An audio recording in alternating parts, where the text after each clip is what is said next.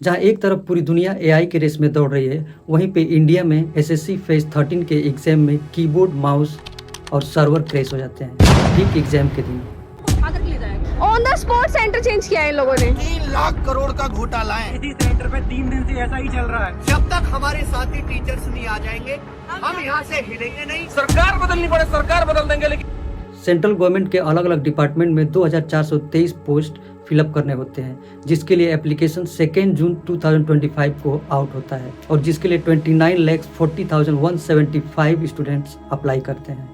SSC phase 13 का जो exam होने वाला था वो एक कंप्यूटर बेस्ड एग्जामिनेशन था, इसलिए सेंट्रल गवर्नमेंट ने 2 एजेंसीज को बुलाती है बिडिंग के लिए।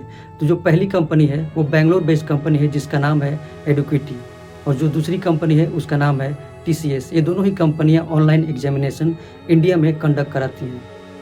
तो सेंट्रल गवर्नमेंट इन दोनों कंपनियों को बुलाती है बिडिंग के लिए।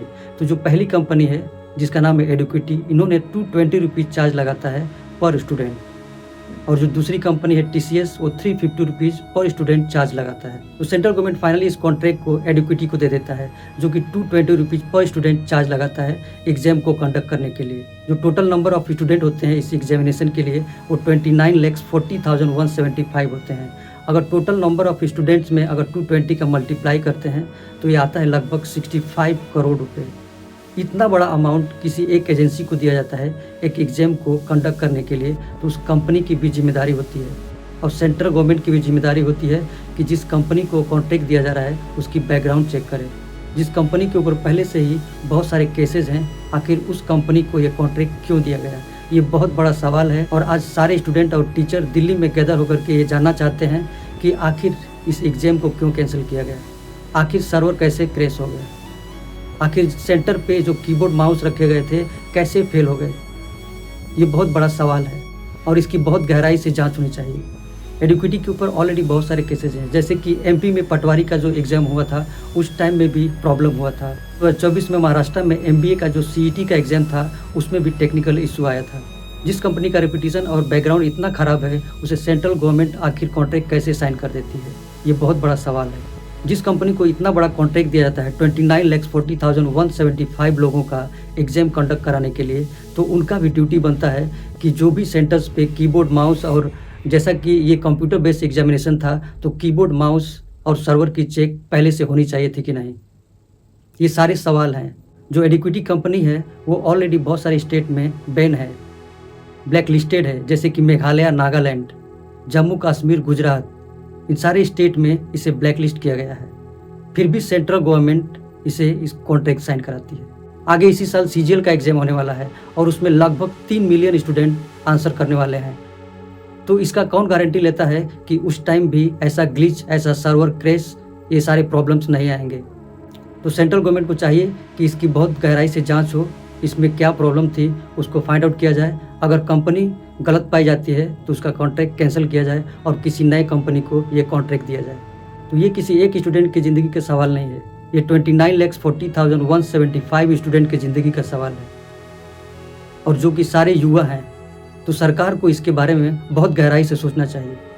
जब भी किसी कंपनी को कॉन्ट्रैक्ट दिया जाता है तो उसका बैकग्राउंड चेक होना चाहिए। जो कंपनी ऑलरेडी बहुत सारे स्टेट में बैन है, ये कैसे पॉसिबल है कि एक ही देश में एक स्टेट में एक कंपनी बैन होती है और दूसरे स्टेट में उसे हायर किया जाता है, उसे कॉन्ट्रैक्ट दिया जाता है। ऐसा नहीं होना चाहिए। कंपनी का बैकग्राउंड चेक करना चाहिए। जिस कंपनी को इतनी बड़ी कॉन्ट्रैक्ट दी जाती है उसकी भी ड्यूटी होती है कि वो एग्ज़ाम को फेयर तरीके से कराए और सारे डिवाइस को एग्ज़ाम से पहले ही चेक कर लिया जाए। इतना बड़ा अमाउंट किसी एक एजेंसी को दिया जाता है एक एग्ज़ाम को कंडक्ट करने के लिए, तो उस कंपनी की भी जिम्मेदारी होती है और सेंट्रल गवर्नमेंट की भी जिम्मेदारी होती है कि जिस कंपनी को कॉन्ट्रैक्ट दिया जा रहा है उसकी बैकग्राउंड चेक करे। और आज सारे स्टूडेंट और टीचर दिल्ली में गैदर होकर के ये जानना चाहते हैं कि आखिर इस एग्ज़ाम को क्यों कैंसिल किया गया, आखिर सर्वर कैसे क्रैश हो गया, आखिर सेंटर पे जो कीबोर्ड माउस रखे गए थे कैसे फेल हो गए।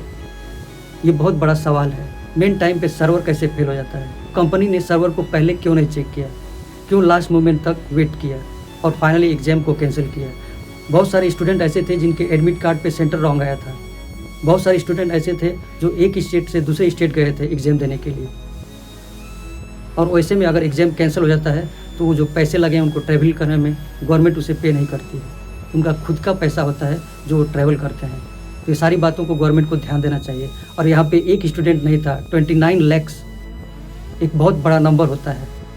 इतने लोग, और सभी लोग अच्छे बैकग्राउंड से नहीं होते हैं, बहुत लोग ऐसे होते हैं जो गरीब बैकग्राउंड से होते हैं। कहाँ कहाँ से पैसे अरेंज करके वो ट्रैवल करते हैं एग्ज़ाम देने के लिए कि शायद इस बार नौकरी लग जाए। कोई भी सर्वर इतनी आसानी से फेल नहीं होता है, क्योंकि जो सर्वर होते हैं रेट कंट्रोलर पे काम करते हैं। अगर उसका हार्ड ड्राइव फेल भी हो गया तो वो ऑटोमेटिकली स्वैप हो जाता है, लेकिन सर्वर बंद नहीं पड़ता है। अगर मदरबोर्ड फेल होता है तो उस केस में सर्वर डाउन हो सकता है, सर्वर बंद पड़ सकता है। लेकिन उसके लिए भी ऑप्शन होना चाहिए था, एक बैकअप सर्वर रखना चाहिए था, क्योंकि 29,40,175 स्टूडेंट जिस एग्ज़ाम को देने जा रहे हैं और एक स्टेट से दूसरे स्टेट, एक जगह से दूसरे स्टेट जा रहे हैं, तो ये बहुत बड़ी बात है। इसमें इस कंपनी की पूरी गलती है और सेंट्रल गवर्नमेंट को चाहिए कि इसके ऊपर बहुत बड़ी जांच बैठाई जाए, ताकि पता चले कि आखिर मेन प्रॉब्लम क्या था जो कि एग्ज़ाम कैंसिल हुआ।